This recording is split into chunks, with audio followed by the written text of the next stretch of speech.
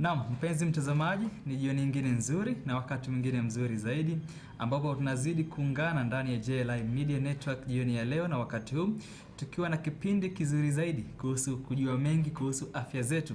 Kipindi ni Afya Bora Show na leo hii jamani siko peke yangu studioni, naungana na Bi Alice Munyua ambaye ni muuguzi ambaye ameidhinishwa na serikali na bodi ya Marekani ya kuweza kuendeleza shughuli za uuguzi. Kwa hivyo hii leo tutakuwa na kipindi kizuri kama jinsi ambavyo unavyoona kwenye screen yako. Tutakuwa tunazungumzia kuhusu swala nzima la eating disorders. Ni siku nzuri ambao pia mimi najua kwamba nitakuwa naweza ama pia nitakuwa najifunza kitu.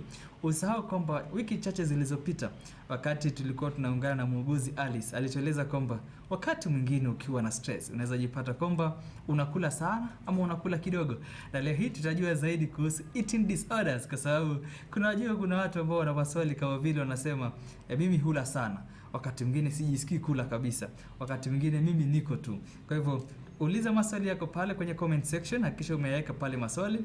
Tutakuwa tunaweza kumuuliza daktari baadaye na najua kwamba mwisho wa siku tutakuwa ni watu ambao tumeweza kupata majibu na tumeweza kujisaidia na kusaidika na kusaidia wale ambao karibu nasi waweze kujua mema na mengi zaidi kuhusiana na swala nzima la jinsi ambacho kuhusiana na jambo ambalo linalohusiana na mankuli.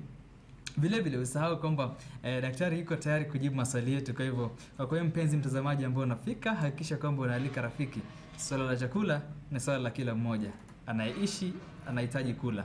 Na Biblia inasema kwamba usipofanya kazi usile. Lazima sasa tujue jinsi ambavyo tunafaa tule vipi. Daktari na muuguzi Alice, karibu sana studioni. Asante. Thank you so much, Steve. So our topic today is eating disorder. And just to tell you who I am, my name, just like Steven said, is Alice Munyua. I am a nurse practitioner here in North Carolina.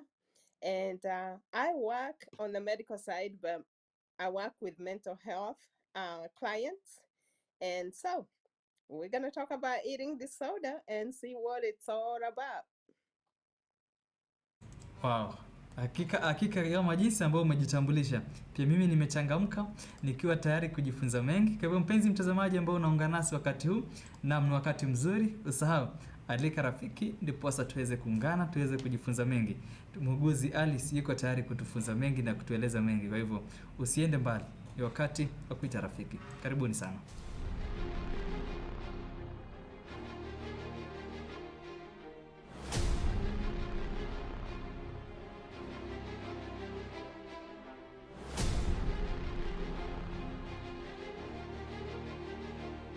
Thank you for joining us for yet another blessed program. We boast of bringing to you programs that are enriched in the Word of God and focused on winning souls to the kingdom of God. JLI Media Network is here to depopulate hell and to populate heaven. At JLI Media Network, we have renowned and interesting programs lined up for you like Akeneri ya Moyo, Sifa kwa Yesu, and many more. Oh, come and see Jehovah is good. JLI Media Network, spreading the Word of God to all nations.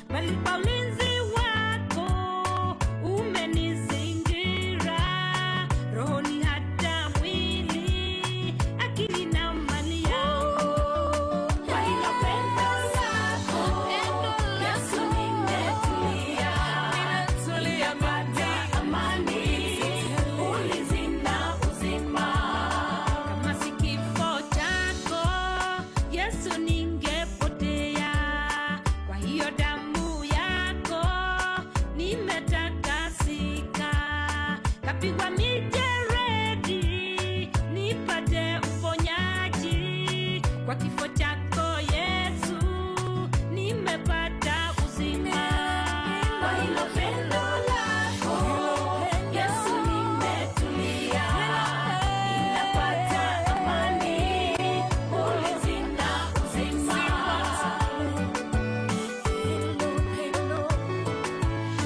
hilo pendo nimetulia ulinzi pia uzima adui warushapo mishale waniumize damu yako Yesu inaivunja vunja damu yako Yesu yenye uweza na nguvu ndiyo nategemea milele daima kwa hilo pendo lako Yesu nimetulia ninapata amani ulinzi na uzima unakushukuru kwa kutoa mwanao Yesu nakushukuru kwa kunifilia asante sana Yesu kwa damu takatifu asante Roho wa Mungu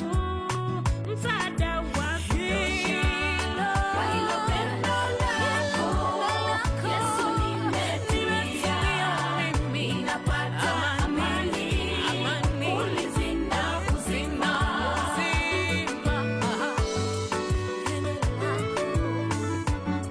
Endo la ajabu kwa hilo pendo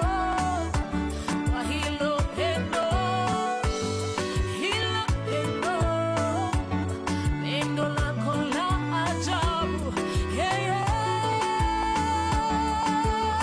kwa hilo pendo lako Yesu nimetulia ninapata amani ulinzi na uzima kwa hilo pendo lako Yesu nimetulia ninapata amani ulinzi na uzima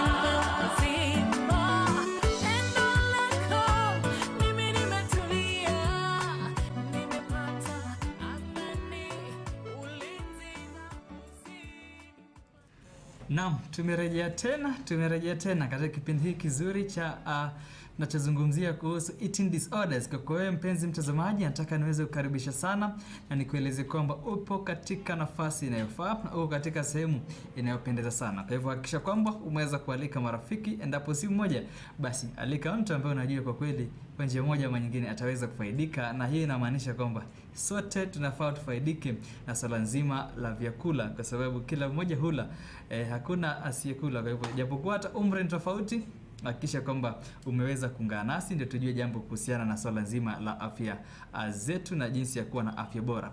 Usahau kipindi hiki kinaletwa kwako na JLI Media Network.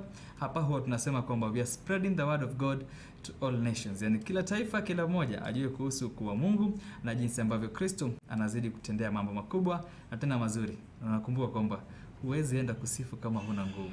Unahitaji nguvu ndio uweze kusifu. Muuguzi Alice, nafasi ni yako. Karibu sana na tuweze kusonga mbele pamoja. Okay, thank you. So our topic today is eating disorder. And there are many types of eating disorder, but today I'm going to focus on 5 of the most common, the most common disorders. So eating disorder, that means something is out of order when it comes to eating. So they can be serious and they can cause negative effects. They can impact our health negatively. So the eating disorders that we're going to talk about, we're going to just touch on these 5, the most common. And then if something interests you, or if you feel like there's something we need to dig deeper into, then you can tell me and we can talk more in details, because each one of them causes different problems. And the way to fix it is actually the same for all of them, but the signs and symptoms are different. And of course, the names are also different. Now, I was surprised, Stephen, when you asked me to talk about eating disorders. Because when I used to live in Kenya, this was a non-issue. We didn't even know there was anything like eating disorder. So the first time I heard about eating disorder was when I came to America. And when I started working in mental health, I found out quickly that eating disorder is a real issue. And it can affect health in a very negative way. So one of the most common disorders, especially here, and I always see it more so with white folk. That's why I was surprised, Stephen, that you're asking me to talk about eating disorder. Because when it comes to Africans, uh, most of the time you will never hear the word anorexia nervosa, but we know that things are changing very quickly. And some of the things that used to affect just the white race, they are also affecting black folk now.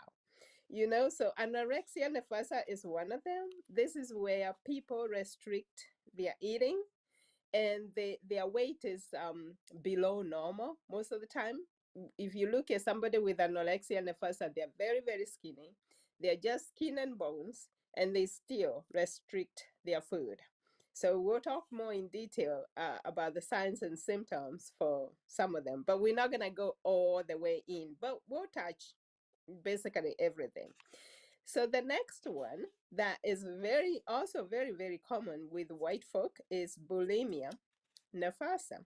Now I don't know why they call it nervosa, you know, all that, but I did not go into detail as to why they call it nervosa. But if you're interested, we can dig deeper and find out the root origin of this word.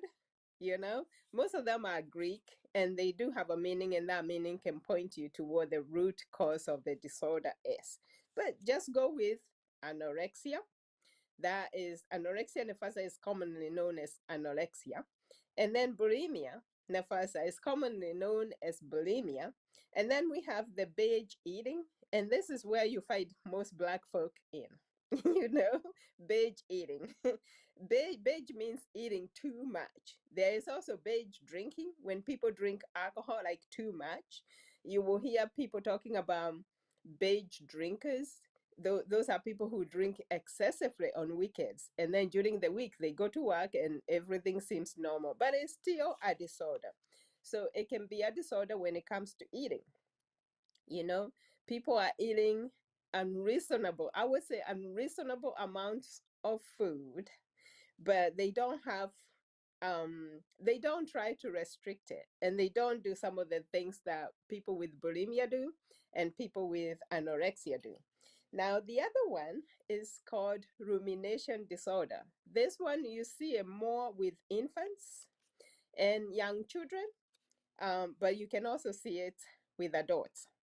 And the last one we're going to talk about is avoidant restrictive food intake disorder.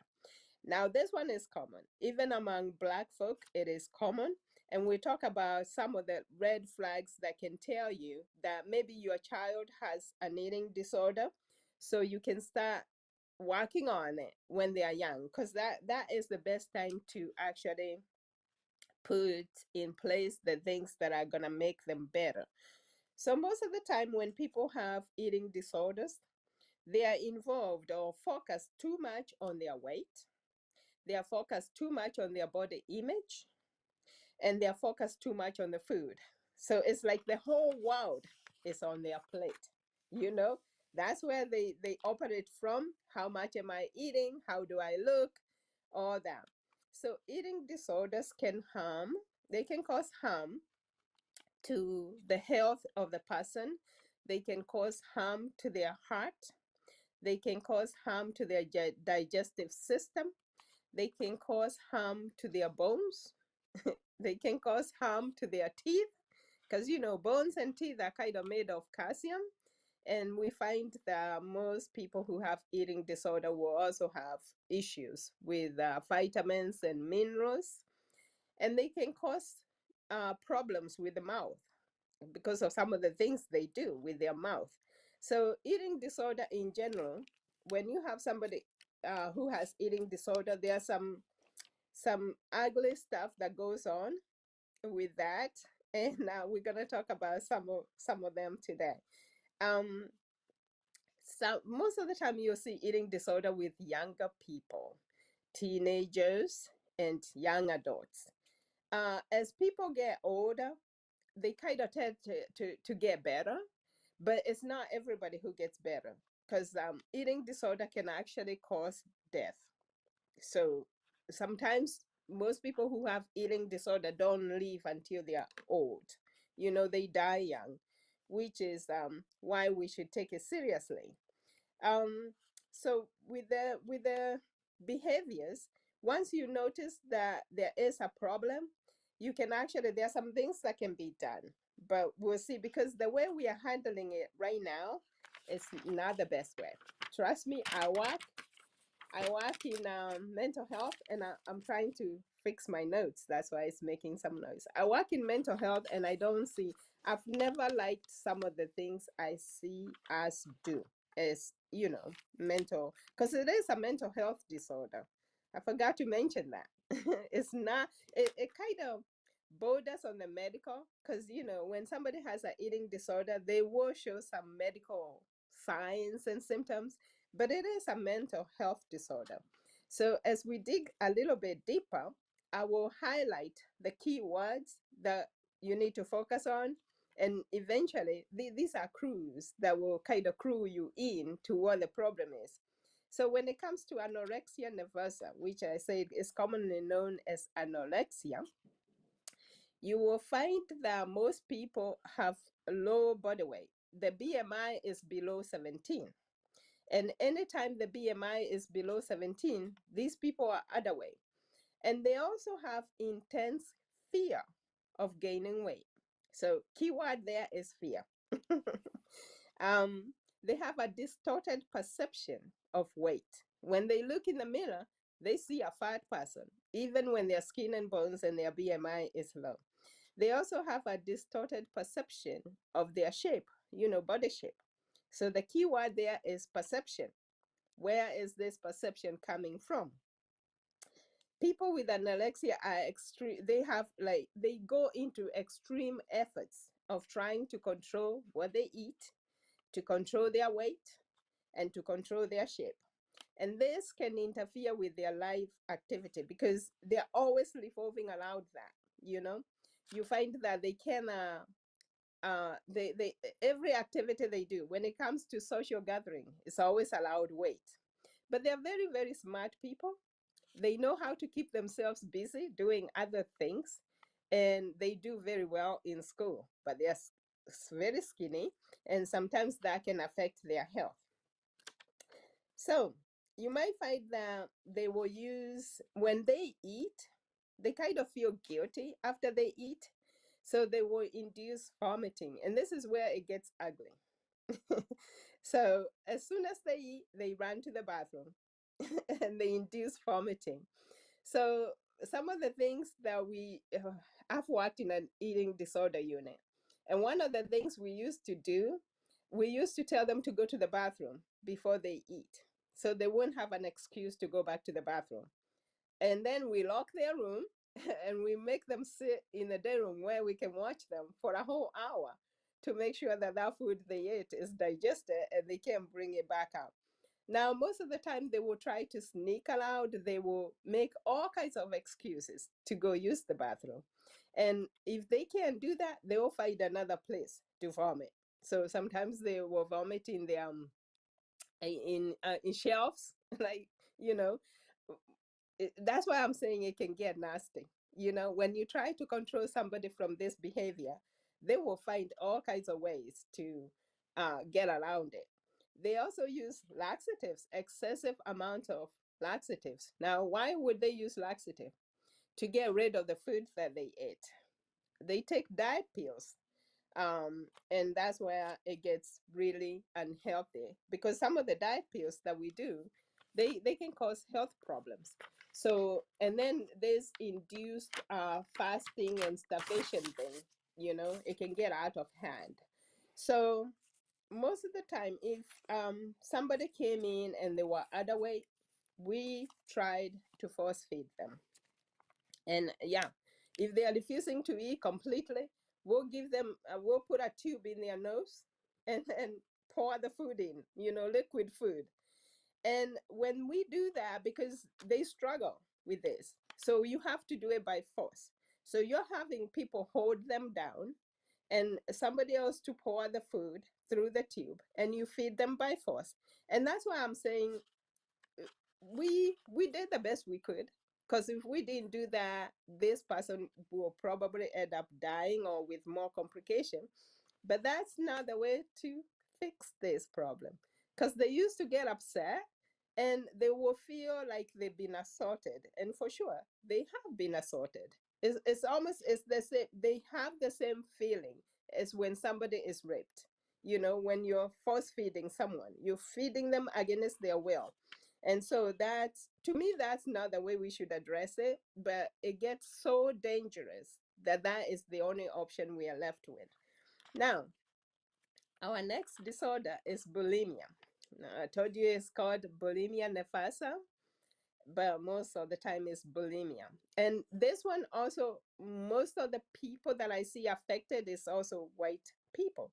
But some black people can also be there, but it's rare. It's really rare to find somebody, a black person with anorexia nervosa or bulimia nervosa. Now, people with bulimia, they tend to be normal weight. They're not skinny like the anorexia, and they can also be slightly overweight, but they too have some serious issues going on. So with this condition, it can be life-threatening as well as the anorexia nervosa, because they go into beijing. Now beijing is where people eat excessive amounts of food.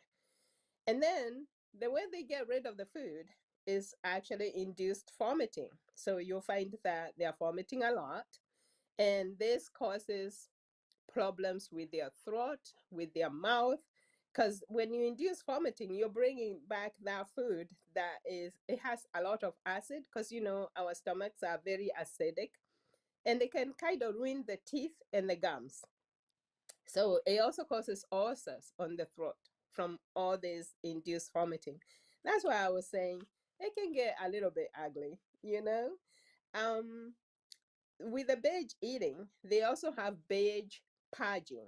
Purging is when you try to get rid of the food. So they do almost the same thing that anorexia nervosa do, but with anorexia nervosa, you will never find them binge eating. They always try to restrict the food. Now with bulimia, they will eat excessive amounts of food, and then they will try to get rid of it, because what happens after they finish eating is almost like somebody who has no self-control. When they start eating, it's almost like a different force is kind of driving them. So they eat, eat, eat, and then when they become uncomfortable, they start feeling guilty. They feel like they don't have lack of self-control, and then they feel guilty and ashamed because of the food they have eaten. So they induce vomiting. So that has in itself a whole bunch of other complications. And that's why I'm saying we're not going to go into all the details today. We're just going to touch on the surface where they are. And then if you want more detail, we can do one problem at a time. With bulimia, you will find that these people, because you will never suspect them, because they eat, when they are overeating, they do eat in secret. They don't want you to see that part of themselves. So when everybody else is asleep, they might get up and actually go put a chair in the kitchen and just keep eating. So they are eating in secret. And then when they purge, they also purge in secret. And you'll never know, because they look normal. Their weight is normal. But this could be going on at least once a week. And again, the key words here is the way they feel. They feel like they don't have self-control. They feel guilty and ashamed from eating. So those are the key words. Guilt, shame, and also they have intense fear of gaining weight. So after they eat all this food, they have intense fear of gaining weight. So the false vomiting is the one that causes complication, because sometimes they can tear their esophagus from induced vomiting. And plus they're eating too much food, so they stretch their stomach, and that also causes complication. The other thing that they do is excessive exercise and use of laxatives. Again, it can get real nasty, when they start using all these things. The third eating disorder we're going to talk about is binge eating. So binge eating, this one you will see it even with the black folk. They regularly eat. This is on a regular basis, like once or twice a week. They eat an excessive amount of food. They won't try to get rid of it. They won't try to exercise too much or use laxative or induce vomiting. So you won't see that. But when they sit down to eat, they eat quickly and they eat too much. So even when it gets uncomfortable, like their stomach is really uncomfortable, they still keep eating. Then after this binging is over, they feel disgusted by what they have done. So there's self-disgust and self-hate. They feel guilty. They feel ashamed of their behavior. They feel embarrassed. And sometimes they try to hide their eating. So if, say, a person is involved in binge eating, when they start doing this, they will either go out and eat out and also come home and eat. So they tend to be on the heavier side, because they're not trying to get rid of this food. So they don't try to exercise or purge it. And most of the time, they will be on the heavier side. And you'll hear them kind of focusing a lot every time they're on a diet. Their food also revolves around dieting. So they might find yo-yo dieting, where they diet and then they lose weight and then they gain it all back, so that's how that goes. I remember there is a woman who actually, she has a big ministry now, where she kind of talks about this eating disorder and where it comes from. She was involved in that binge eating, and the way she describes it, she says it's almost like she used to hear a voice from the twilight zone telling her to eat, and she will go through boxes of food all in one night. and and then she will feel, then the voice will tell her, look at you. You are so, look how you ate. And then she will start feeling guilty and she'll start hating herself. This voice used to tell her, look at yourself in the mirror, you have no self-control, you ought to be ashamed of yourself. So I believe when you see these things happening, there is more that's going on than just the food. Whatever is going on in the people's minds has a lot to do with what's going on the physical. So our fourth eating disorder is rumination, or rumination disorder. This one is actually not a good disorder to have. None of the eating disorder is actually good, but with this one, you tend to see it with children, infants.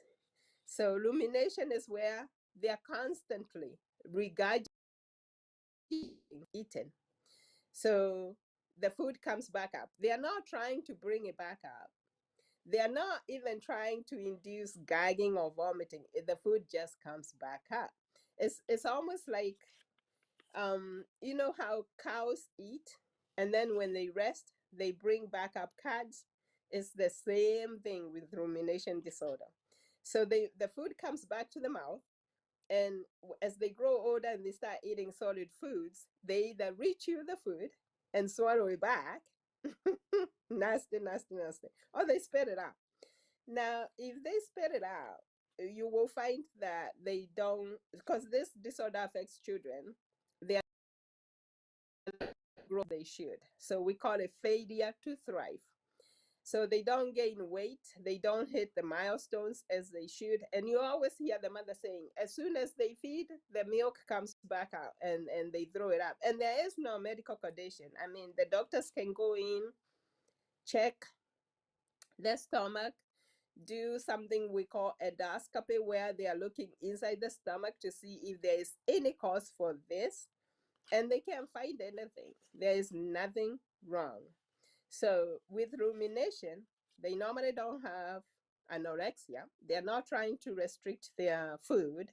They don't have bulimia, and they don't have binge eating. So they're not eating too much. They're just eating normally. They just cannot keep the food down. So what happens is these people grow older. They try to not eat as much because they don't want this behavior to keep happening. See, they have no control over this behavior. It just happens. So they try to not eat too much. And that's where the problem comes in. They're not going to grow as they should.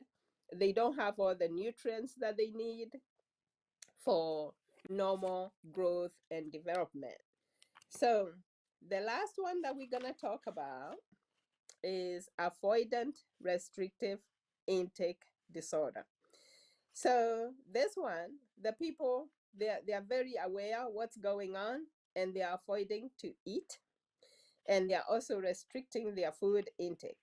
Again, they are not interested in food. You know, when everybody is eating,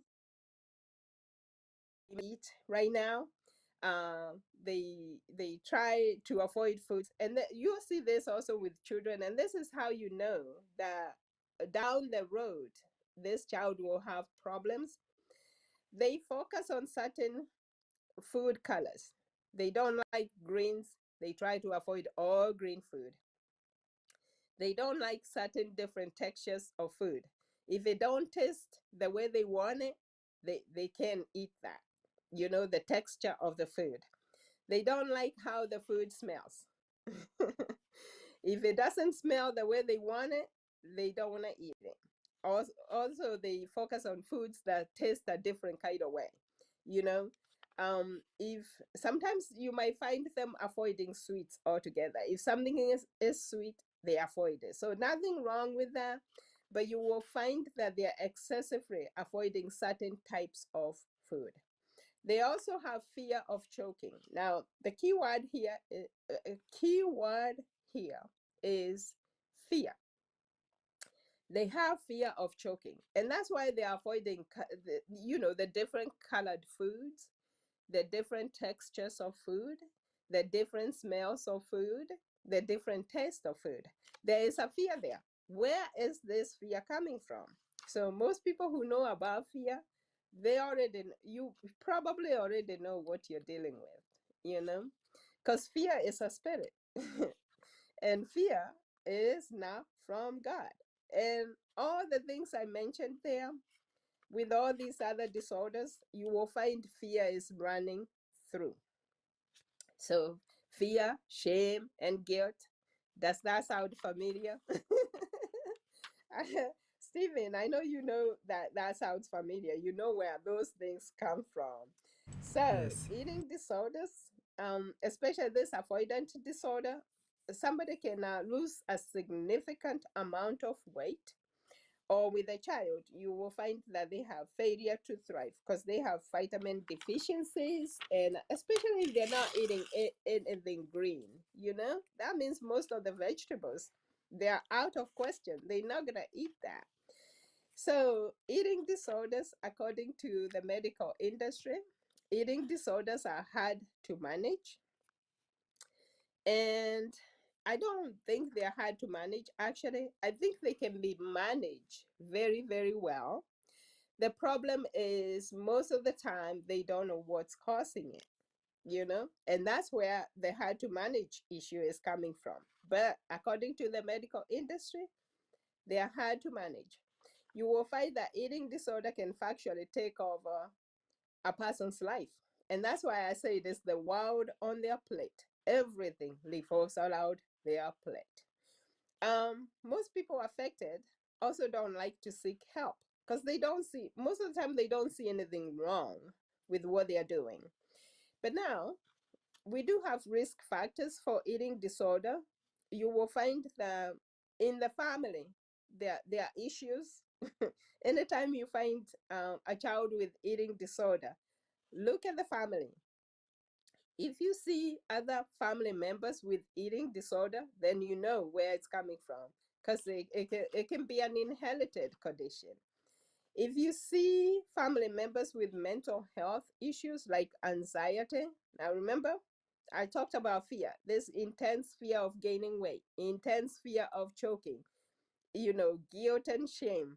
Anxiety is nothing but fear. Anxiety that is fear. I know it's a medical term, but there's the biblical term for anxiety is fear. If you find family members with depression, and if you find family members with OCD, I know most people like to focus on OCD. OCD is obsessive compulsive disorder.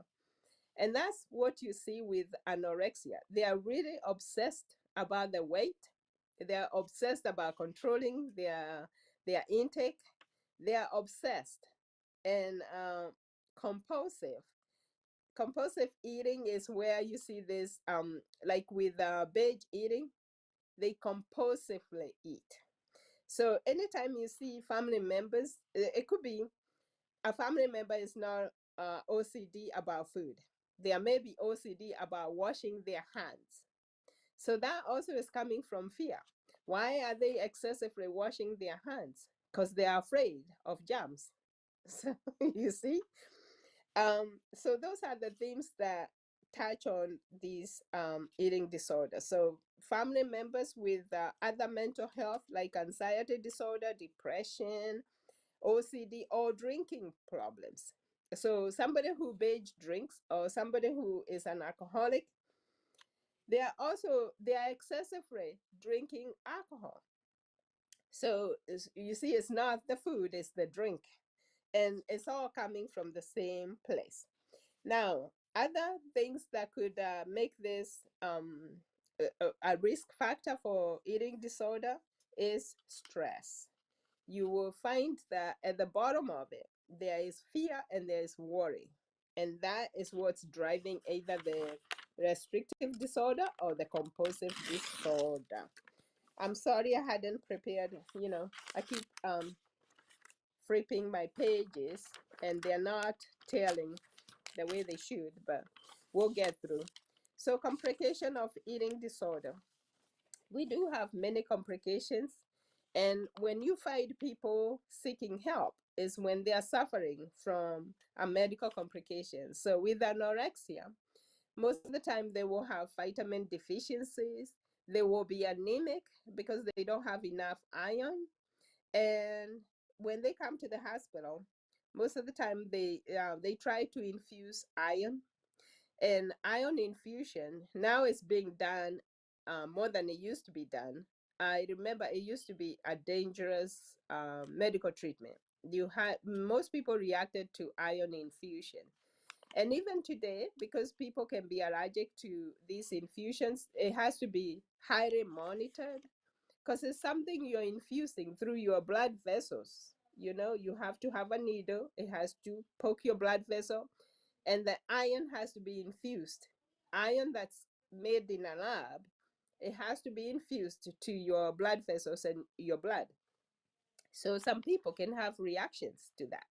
So it has to be monitored. And those are the complications that eating disorders come about. Now, there is also the people who are inducing vomiting. They can tear their throat. They have ulcers in their esophagus and also their mouth because of the acid and all this forceful vomiting. So some serious complications that can come from eating disorder. So the vitamin deficiency, the minerals deficiency, the iron deficiency, but also depression. Depression is a mental health disorder. It also tends to hang around people who have eating disorder. Anxiety disorder. I told you the root cause of anxiety. And the Bible does say, actually, I can't remember the Bible verse itself.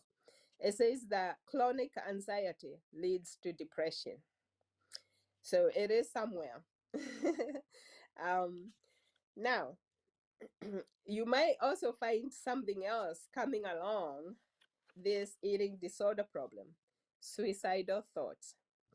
Anytime you find somebody having suicidal thoughts, very telling what the root cause of this problem is, But I'm not gonna spell it out, Stephen. I'm not gonna say what it is right now because most people, this is not something that science talks about, and you will never hear it in a church. I don't know why, but you will never. When people have eating disorder, most people will tell you to go get treatment. When you hear that people have suicidal thoughts, most people don't know what the root cause of that is. And I like to tell people one on one, once I understand what their spiritual knowledge is, because I don't want to tell you something like spit it out when you're not ready to hear it, because most people will just reject it. And if you reject it, this thing is going to cause problems down the road. So suicidal thoughts, they come from a different dimension and they're not normal. And this is not even mental health. When you start dealing with suicidal thoughts, I know most people will tell you that, people with depression have suicidal thoughts, but that's not true. And most people with depression do not have suicidal thoughts. Most people with depression don't want to die. So, but sometimes you'll find suicidal thoughts accompanying depression, but also people with I saw something in statistic one time saying that 54% of people who commit suicide do not have depression. So go figure. Where is this coming from? But it is coming from somewhere. And I only tell people when they are ready to hear it. Because if they reject it, that's it. You're not going to be able to deal with this problem the right way, the way it should be dealt with. Now, we are still talking about complications of eating disorder. They do cause growth and developmental problems. People are not growing as they should. Their bones are not as strong as they should. And also their teeth tend to fall out. So you end up with weak bones that can get fractured very quickly, and your teeth are falling out. Social and relationship problems. Obviously, this is somebody who has mental health issues. Eating disorders are mental health disorders, but they go beyond mental. They go way deep into another area that I like to tell people when they are ready to hear it. So you will find that these people, obviously, when it comes to social relationships and also intimate relationships, they will have problems. They will have problems with marriage situations.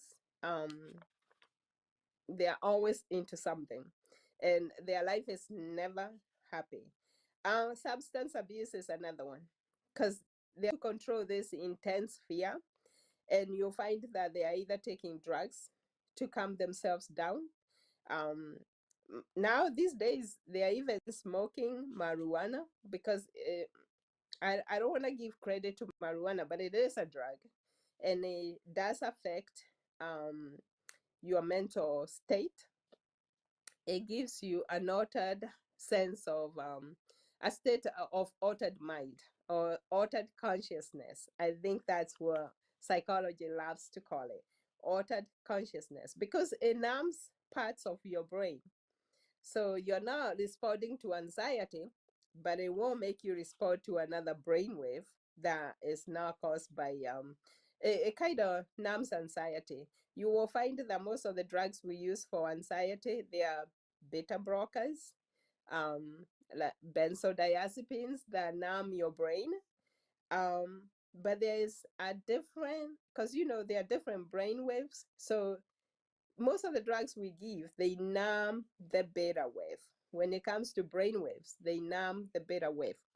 But the alpha wave, which is spiritual, is left, you know? So you will find that these substances, that's why the Bible tells us to be sober minded. So if you're taking a substance that will alter your mental state, you are not sober. And you're going to open some spiritual doors that you will wish you had kept closed. So that's all I'm going to say about substance abuse. But you will find substance abuse accompanying eating disorders. And even people who binge eat, there is also emotional eating that goes along with it because the food, and most of the time they tend to eat sweet, sugary foods because they kind of taste good and they make you feel good. So food can also be a drug. Yeah, it can be a drug just like alcohol. So prevention. And I want you to hear about prevention and what the medical industry says about this. They are not sure how to prevent this disorder. Um, I like to say that they don't know how to prevent it because most of the time the way they prevent it is actually, I don't like any of their suggestions. Now, the suggestions per se, they're not gonna hurt, but they don't deal with the root of the problem. So some of the suggestions they say about preventing eating disorders is not to avoid dieting in front of children. How cool is that? That if you diet, don't do it in front of children. Don't talk about dieting in front of children. Well, I don't know if this is gonna do any good, but that's one of the suggestions. They also say talk to your child, which is not gonna, it's not gonna do any harm to talk to your child. You should be talking to your children and finding out the things that bother them. But if you don't know the red flags that you need to deal with, then the conversation is not gonna go the way it should. But they also talk about cultivating and reinforcing a healthy body image. That, I think that's wonderful. We should usually do that. But because this eating disorder is mental health, and mental health come from a different dimension, most times people don't want to know what the root cause of mental health is, but it is actually spiritual. All mental health disorders, I want you to hear this clearly. All mental health disorders are not biological disorders. They are not medical disorders, even though that's how we like to treat them. They are actually spiritual. All of them. There you go. You need to know that because the way, cultivating and reinforcing a healthy body image is actually good. That is part of talk therapy, and it should be talked about. But if you don't deal with it from a spiritual perspective, you're not going to be able to get a hold of this or prevent this problem. So, but they also say enlist the help of your doctor. Well, there's nothing wrong with that. I think the doctor can help with maybe doing physicals and checking, medical issues. If somebody has anemia, if somebody has osteoporosis, which is weakened bone, if they have dental issues, the doctor will be able to see that. But the doctor cannot fix a problem like this. And this is where we fail because we think we take everything to the doctor, but the doctor is not gonna, they are here to treat medical issues. They're not here to fix spiritual issues. And so that's where we miss the boat. Um, so, well, all these things I've mentioned so far, they are helpful. They are not dealing with the root cause of eating disorder. Now, according to medical science, they say that the exact cause of eating disorder is unknown. And I love it when they say that because they are being honest. And then I also know that I can teach you something. So I love, this is why I do these things. This is why I talk about mental health. This is why I talk about physical health, because I love for you to hear that the medical science says that the cause of eating disorder is unknown, but they have their theories, and they say that it can be genetic and biological. And I can tell you that is not true. And anytime you hear them saying something is genetic, they are actually on the right path. The only thing is they tell you half the story, you know? they are now telling you the full story, because anything that is genetic is actually epigenetic. That means it's coming from above the genes. Now, they also think that it's caused by psychological health, emotional and psychological health, which is true, but that's only half truth. Like I say, emotional and psychological health are mental health, um, but all mental health are caused by spiritual problem. So the thing that they are leaving out is spiritual health. That's the part that is left out. And unless we deal with this issue from a spiritual perspective, we're not going to be able to. And so that's where I find most of our education is lacking. We are spiritually ignorant, and that goes for both the medical industry and the Christians.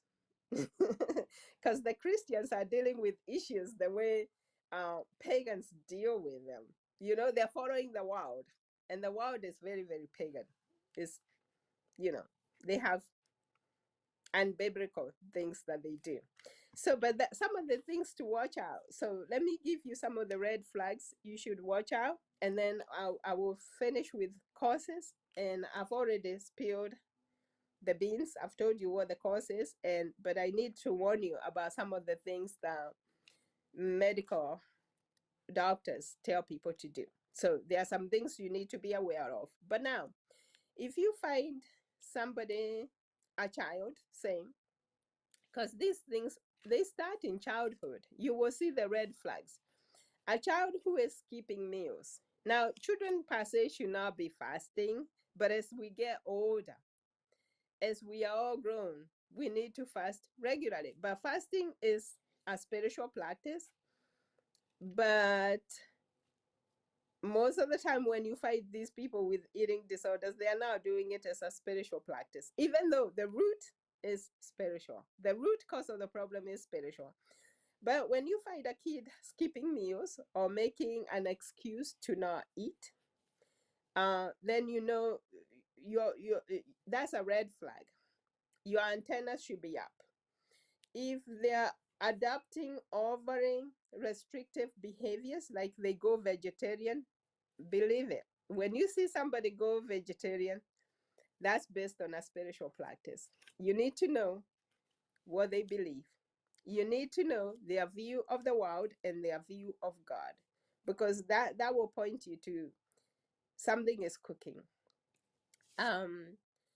Excessive focus on healthy eating behaviors. Yes, children, we are really now focused on that. Even though we should eat healthy, our parents are the ones who tell us what to eat. And a balanced diet is what we should be eating, not avoiding certain foods. If you find a kid who is reading labels and telling you about gluten-free food and all that,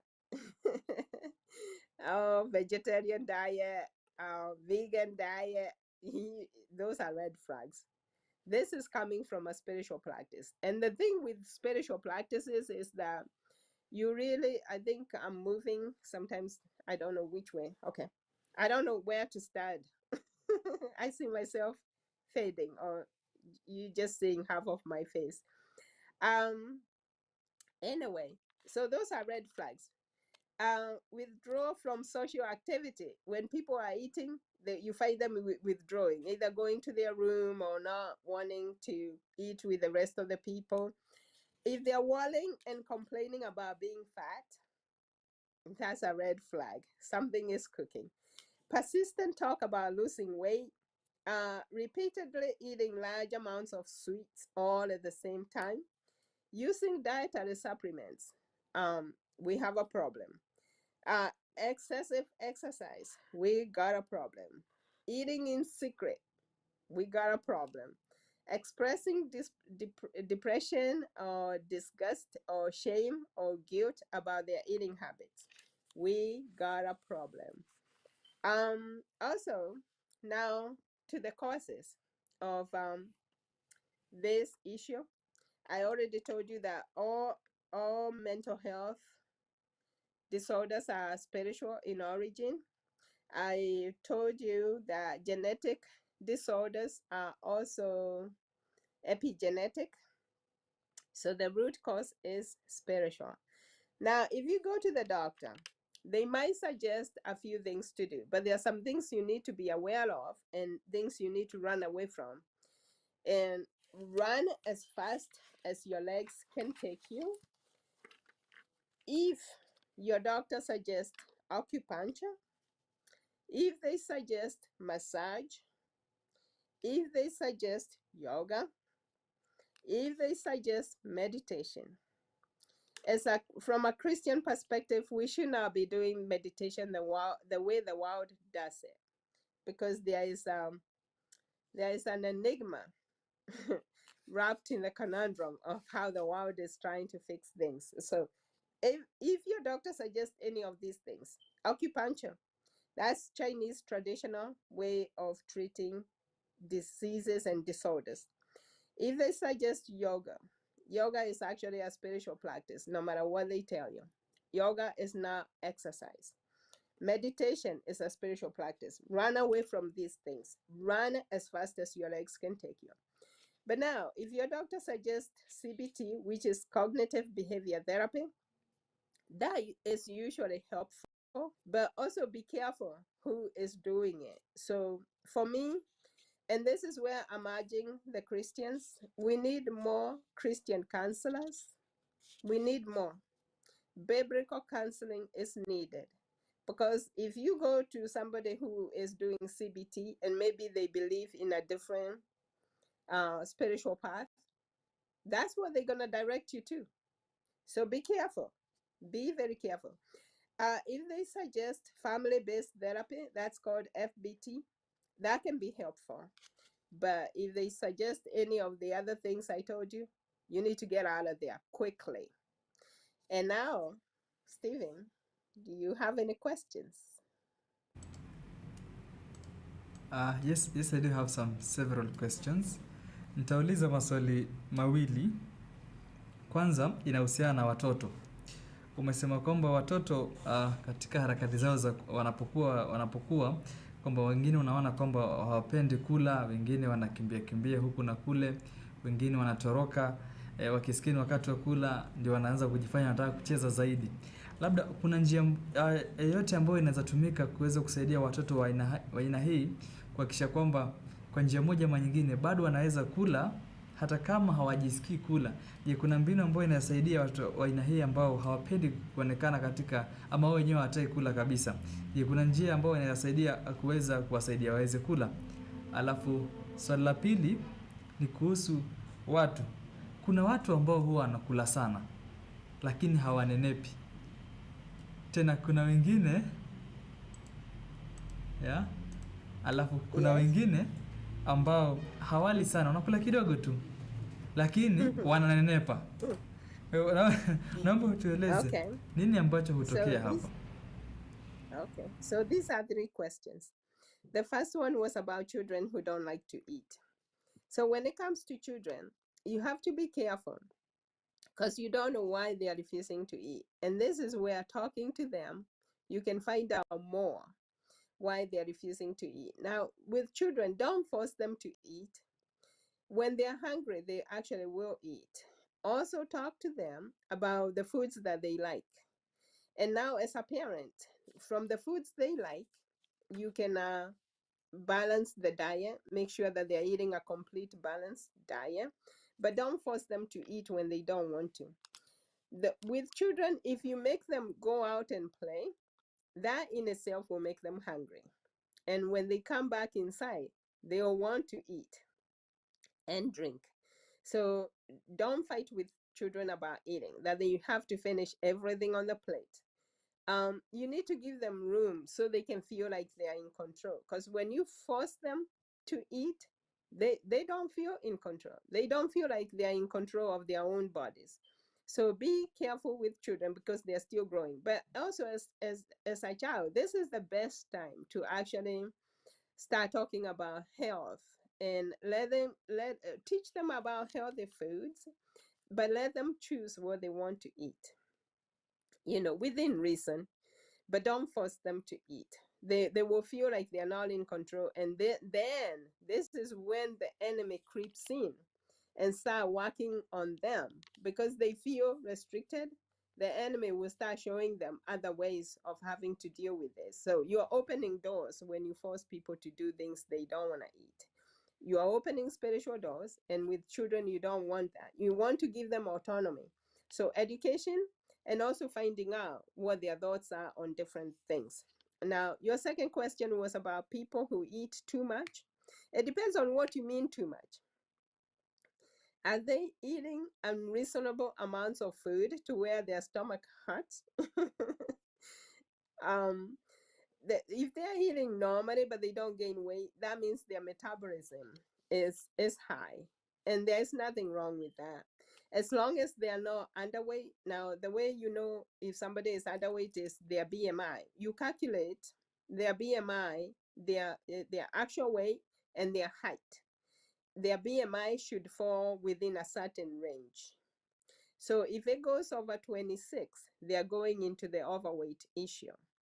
If it goes above 30, now you're going into the obesity issue.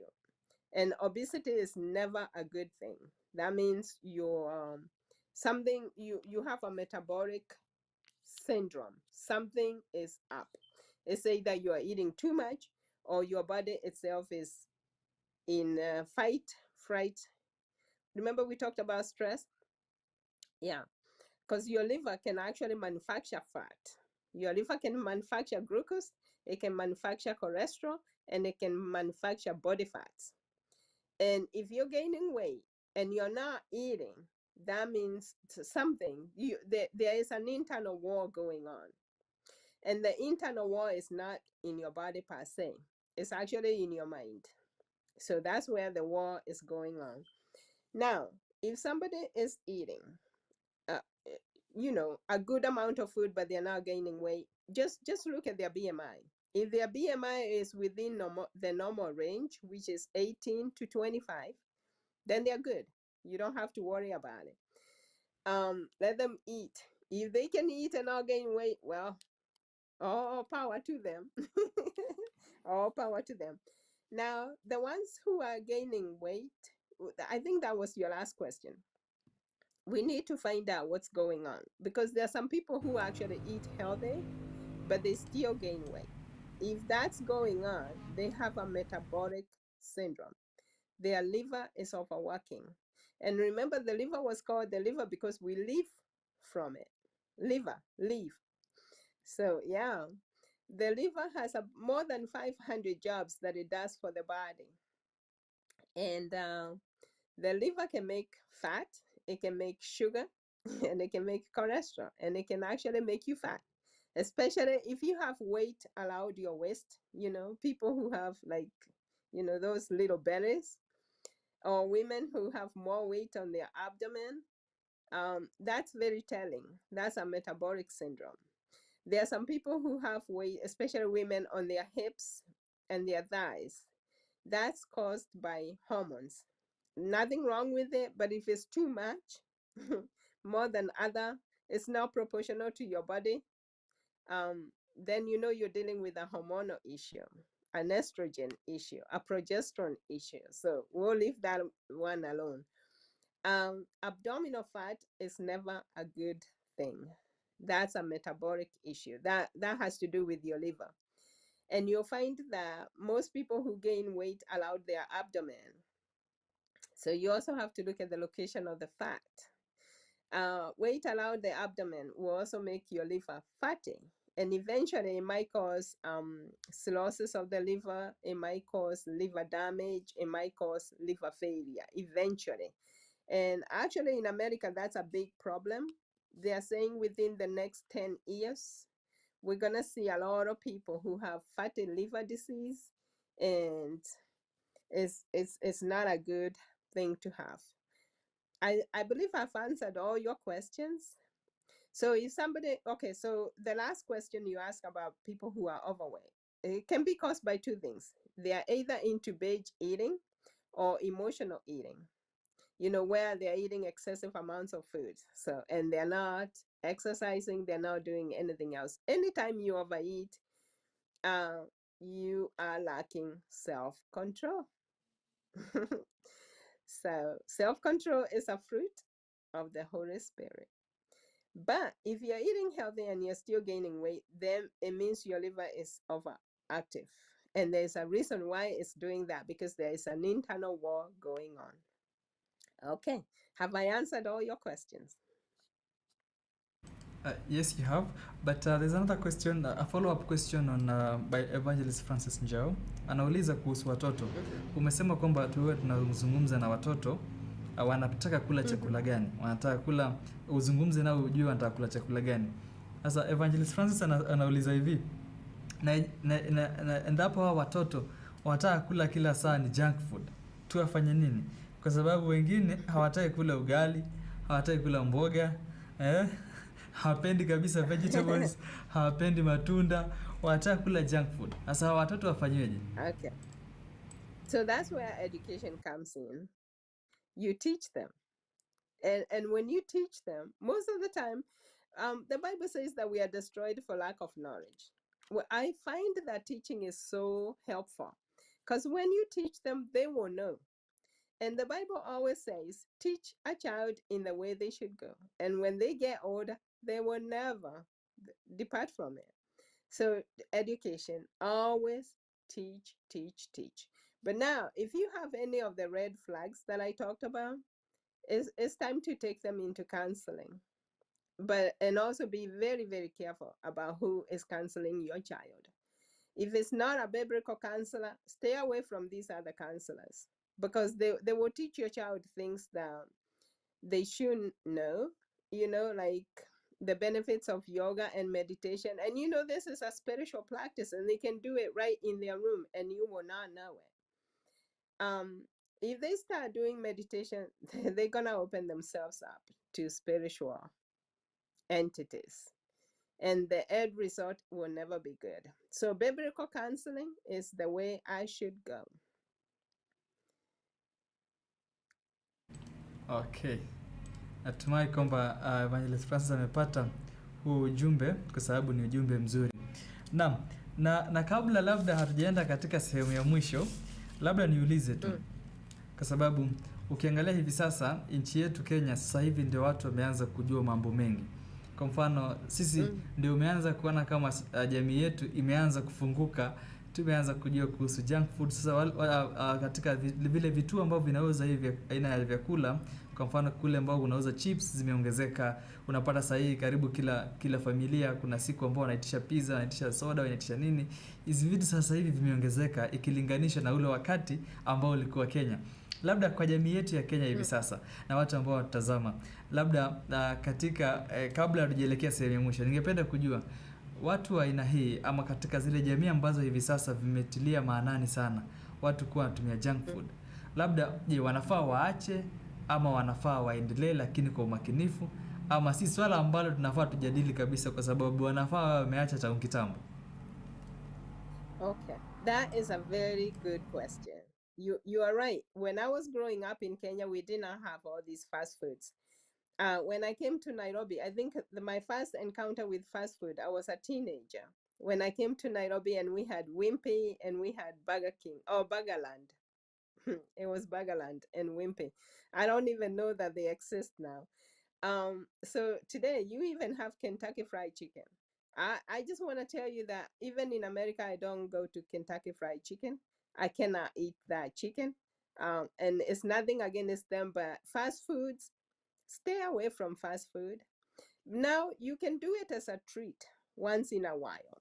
Say on a Sunday afternoon when you're coming back from church, they can go and to a Burger King, Kentucky Fried Chicken, and maybe eat that.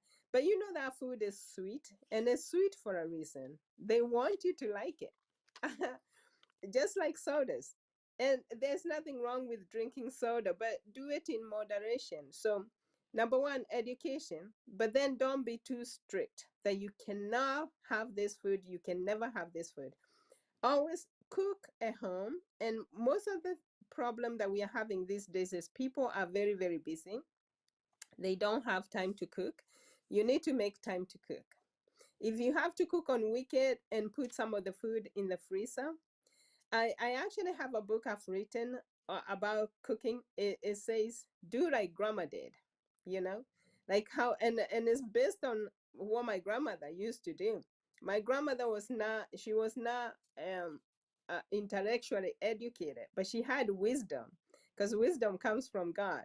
So unless we were traveling, fast food was out of question. We did not eat it as a meal. But now you'll find that people are very, very busy. So on the way home, you pick up a pizza and you take it home as food. Please don't do that. Always have home cooked food. If you have to make githeri and divide it in small portions, mokimo, and put it in the freezer. So all you have to do is put it out and warm it. And then make some vegetables and some um, beef. And when I talk about beef, I have no forbidden foods. I even do chicken, but I like the way we used to do our chicken. Not the quick chicken that has been raised within 6 weeks. You know, I like the kienyeji chicken, the one that used to run around eating worms and grass and seeds and that kind of stuff. And even the eggs are different. They taste different. The meat tastes different. When it comes to meat, grass-fed animals, that's the way you should go. So the way we used to do it in our Kikuyu tradition a long time ago, that is the way to eat. Ugali, when you buy ugali, buy the way we used to grind maize, you know, without taking anything out. And now ugali takes a little longer to eat. Educate your children. Education, education. Tell them the benefits of eating like that. And I know our modern children don't want to eat that. They want to run to McDonald's and get the French fries. They want to run to Burger King and get those French fries. Those are made in the factory, and actually they are not even as nutritious as people think, but they're very, very sweet. They taste good, but health-wise, they will not give you all the nutrition that you need. And so I would say this: when cook at home, when you pack your kids' meal, especially in America, because you know our kids don't want to take our traditional food to school.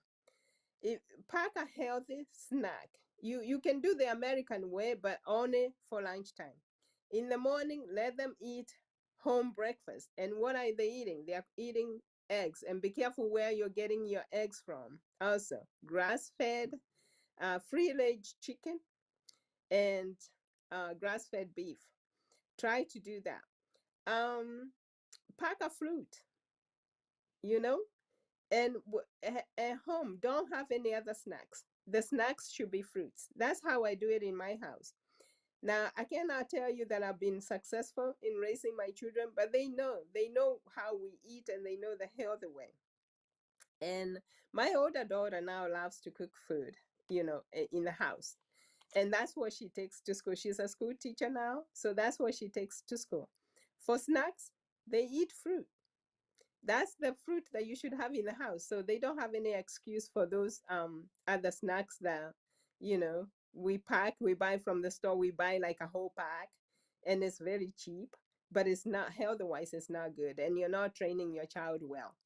If your child is hungry and they're home, they'll eat that fruit because that's the only snack they have, you know, they will eat it. Wow. Asante sana. Hapo umejibu vizuri kabisa. Haswa kuhusiana na jinsi ambavyo natumai kando na watoto pia sisi tunafaa tufuate mkondo huo wa kuweza kuhakikisha kwamba tunakula vyakula vya nyumbani na pia tunaachana kabisa na hizi vitu ambazo ni ziko na mafuta mengi. Naam. Na sasa naomba nikupe sasa ile tukitamatisha kipindi unapotupea kauli ya mwisho, naomba pia uweze kuguzia swala la mafuta kidogo, kiwango cha mafuta katika vyakula vyetu. Unapotupea ile parting shot, naomba pia utuzungumzie kuhusu mafuta kidogo, kwa sababu kuna wakati fulani mimi nilisema sitakula mafuta mengi. Sasa sijui kama nilikosea ama niko sawa. Kama naomba pia uweze unisaidie hapo, kwa sababu mimi naomba nijue kuhusu mafuta. Je, kiwango cha mafuta kinafaa kiwe vipi na tunafaa tutekeleze vipi ndio tunapopika chakula hatuogopi sisi wenyewe chakula ambacho tunakikula. Okay. So don't be afraid of eating fat. Actually, fat is not a bad idea. Like I said, balanced diet. Now, for me, when I cook, I usually cook with olive oil. Olive oil is a natural oil because it's coming from the olive. It's not highly processed like vegetable oil. So I tend to use olive oil. But olive oil, you will find that when you're eating, say, something fried, like I like madasi. I don't make it all the time, but I can make my own madasi. So when I do madasi, I like to either use avocado oil or coconut oil because that doesn't get disintegrated at high heat. So those are the only 3 oils that I use. And I told you I use madasi and it's deep fried. But I don't eat all the time. So eat in moderation. Now, most people focus too much on food, but actually food is not the cause of our problems. As long as you're eating healthy diet, you're cooking at home, and as an adult, you're fasting from time to time. You eat a balanced diet. So most of the time, let's say 80% of the time you're eating right. And then 20% of the time you can treat yourself to that fast food stuff that I talked about. Once in a while, go eat pizza. I don't restrict anything. But that's like 20% of time. And you'll find that when you're eating healthy, actually you wouldn't even crave that pizza.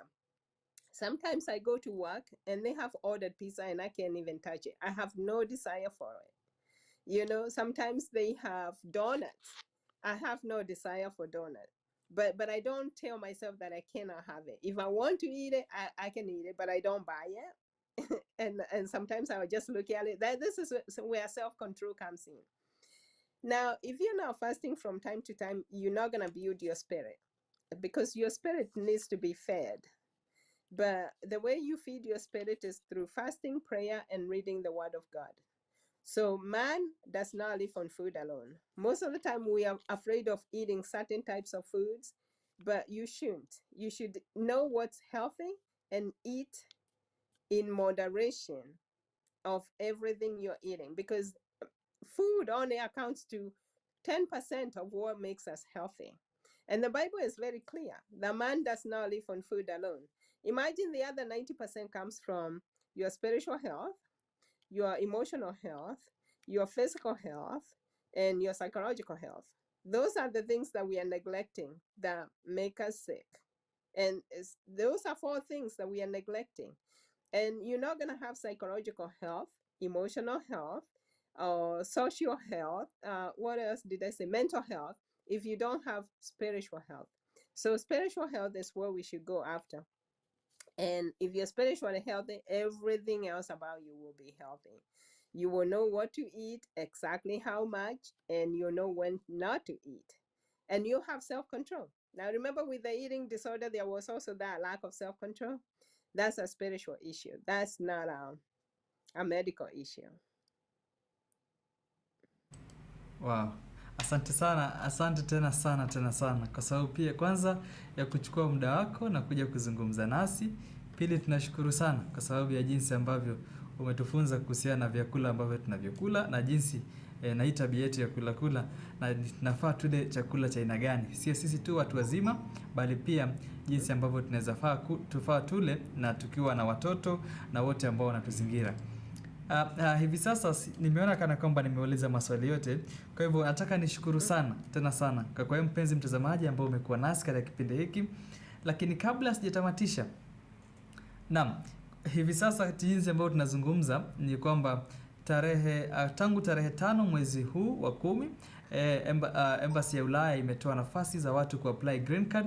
Na tunazidi kuwakumbusha kwamba wapenzi watazamaji, hakikisha kwamba endapo una changamoto yoyote ya kuweza ama hata green card yenyewe imekuchanganya kuapply, hakikisha kwamba umetupigia simu kwa nambari zetu, tutaweza kusaidia kadri iwezavyo. Haijalishi uko upande gani, haijalishi kwamba uko mbali ama hauko jijini Nairobi. Wewe hakikisha kwamba umetupigia simu na tutaweza kuwasiliana na wewe na tuweze kuonesha jinsi ambavyo kwa njia moja ama nyingine you can apply kwa njia ya rahisi na kwa njia inayofaa.